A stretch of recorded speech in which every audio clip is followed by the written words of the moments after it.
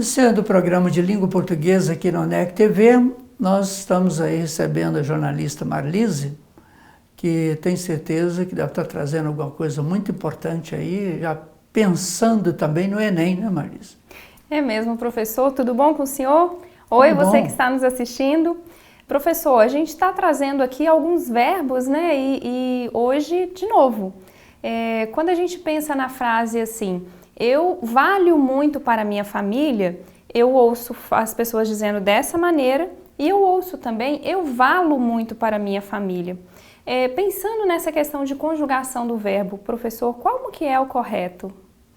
Pois é, Marlise, realmente é bem comum mesmo você ouvir, né, ao vivo esses deslizes linguísticos que nós chamamos, e principalmente assim, o LH ele já é meio confuso, meio complicado para se pronunciar, né?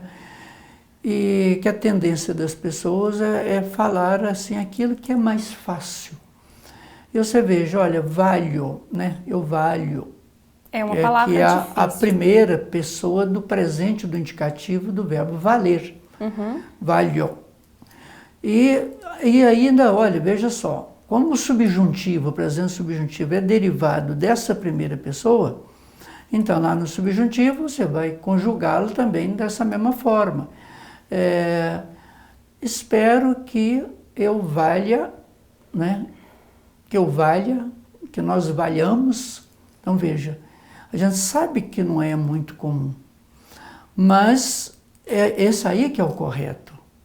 Ou seja, o verbo valer, né, que a princípio fica parecendo que dá essa ideia de valor, e o valor é só com L, mas a conjugação dele aí em vários modos e tempos aí, igual já que nós damos o exemplo do presente do indicativo, que gera o presente do subjuntivo.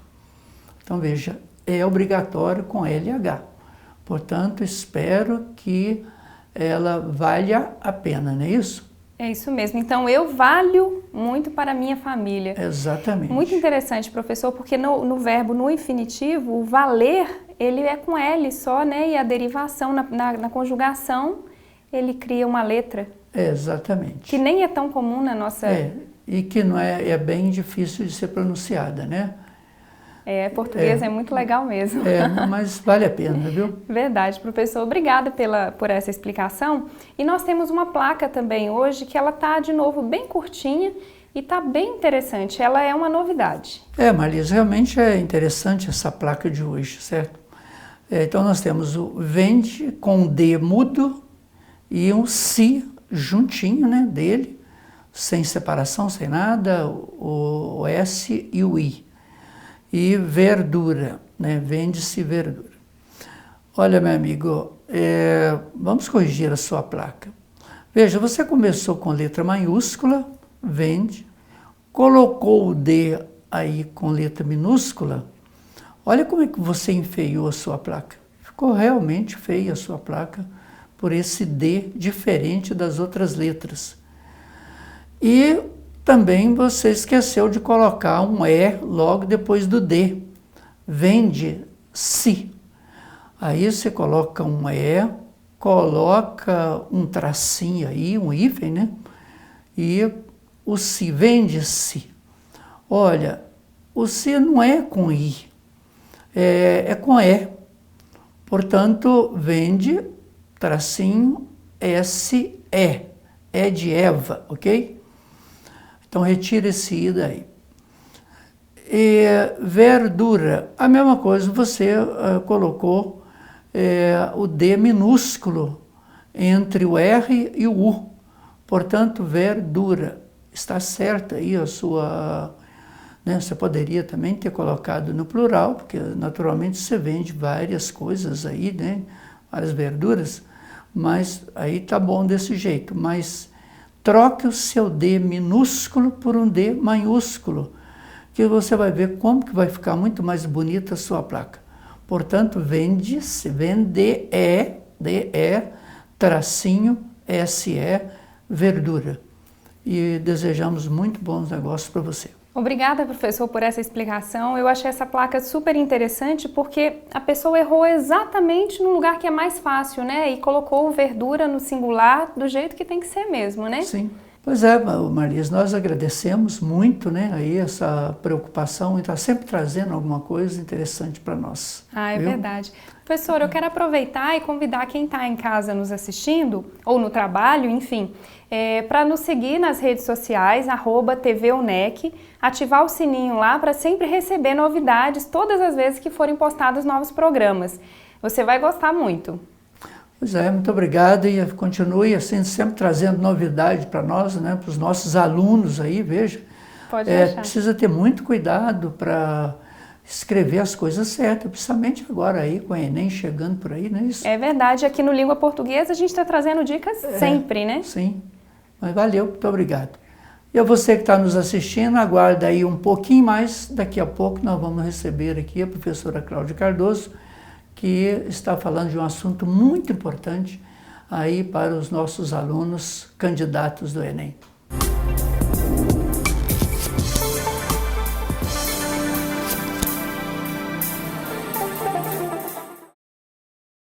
Iniciando o segundo bloco do nosso programa de língua portuguesa aqui no UNEC TV e recebendo aqui a professora Cláudia, que no programa anterior começou a falar um pouquinho a respeito da redação aí do Enem. Sim.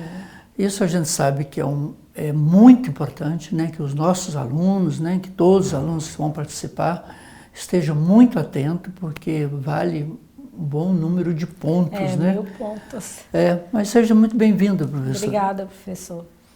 É isso mesmo, professor. Nós falamos, né, no programa passado sobre a redação do Enem, essas 5 competências.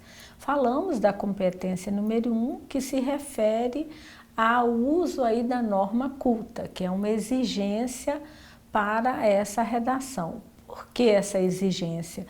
Porque a segunda competência, ela trata da estrutura da redação do Enem, que é um texto dissertativo argumentativo. Então, essa estrutura de gênero, ela pede a norma culta, não é um texto literário. É um texto muito mais, né, de argumentar, de convencer, de persuadir o leitor. Portanto, somente com uma linguagem, a norma culta, né, uma língua culta. Então, nessa segunda competência, exige que o candidato seja capaz de escrever um texto argumentativo. Esse texto, claramente, deve ser em prosa, né, jamais em verso ou qualquer outra estrutura. E, para argumentar, ele tem que obedecer aí alguns critérios. O primeiro deles é entender a proposta da redação. Então, compreender qual é a temática é fundamental para escrever esse texto argumentativo. E, normalmente, as provas do Enem, elas trazem uma temática que é de cunho social, falando sobre um problema na sociedade brasileira. Um exemplo, né, 2015, se não me engano, né, a temática foi a persistência da violência contra a mulher na sociedade brasileira. Ora, essa temática, o candidato tem que estar muito atento, porque a proposta não está dizendo, perguntando se existe ou não violência contra a mulher na sociedade brasileira. Ela já afirma e ela diz a persistência. Então, é fundamental que o aluno, desde a temática, ele fique muito atento, porque se ele tangenciar a redação, o assunto, ele corre o risco aí de ficar com uma nota próxima de 40, 80 pontos. Se ele fugir ao tema, uma nota bem próxima de zero, né? Então, obedecer a essa estrutura dissertativa argumentativa é, primeiro, compreender muito bem a proposta. A partir desse tema, né, essa temática proposta pelo Enem, você tem o quê? Uma tese, você tem que elaborar uma tese. Essa tese significa uma afirmação em relação a essa temática, e essa tese, ela tem uma causa, ela tem uma consequência. Essa causa, essa consequência são os argumentos que você vai usar para convencer de que a sua tese faz sentido. Então, de posse aí do tema, da tese e dos argumentos, você tem aí finalmente uma proposta de intervenção quando você conclui o texto. Então, essa é a estrutura do texto dissertativo argumentativo. Daí a exigência, né, da norma culta, que é fundamental. Bom, dentro dessa proposta, dessa segunda competência, o aluno ainda tem que ter a capacidade de, ao se apropriar dessa temática, de construir argumentos que realmente convençam o leitor. Não é só ter posse dessa estrutura. E isso vai exigir o quê? Também muita leitura e também aplicar conhecimentos das várias áreas, né, do seu ensino médio, fundamental e médio, biologia, ou conhecimentos extracurriculares, cinema. Então, ele tem que ter essa capacidade de interdisciplinariedade, de junto naquela temática, associar outros conhecimentos de outras áreas. Isso é fundamental.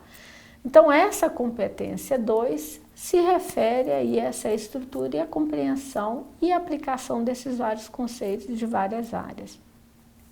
No que se refere à competência 3, é uma sequência dessa competência 2, que é a capacidade do aluno de relacionar, selecionar e organizar esses elementos dentro da redação. Quando a gente vê essas competências separadamente, é muito comum ficar presa à estrutura, mas essa redação é todo um corpo.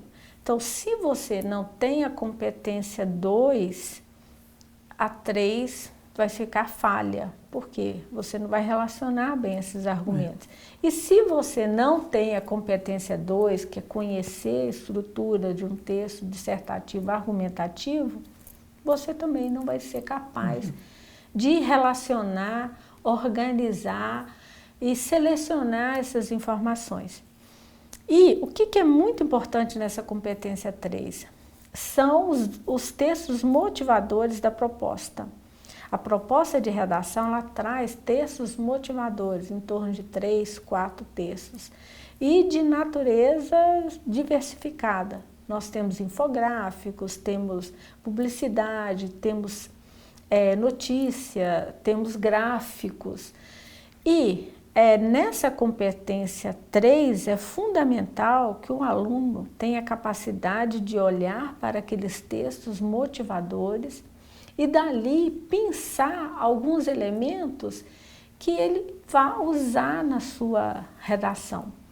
E é muito importante, né, em relação a isso que eu falei, o aluno entender que não é copiar simplesmente. Por quê? Se ele copiar, é plágio e ele corre o risco de zerar a redação.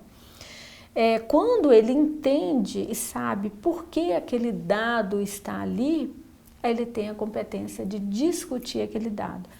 Nessa redação que nós falamos de 2015, a persistência da violência contra a mulher na sociedade brasileira, o Enem trouxe um texto motivador que era um gráfico mostrando que a violência física era maior e seguida da violência psicológica, que estava em torno de 10, 15% menor, não me lembro exatamente. Mas, quando você faz a análise desse gráfico, é possível daí até mesmo questionar, seria isso mesmo?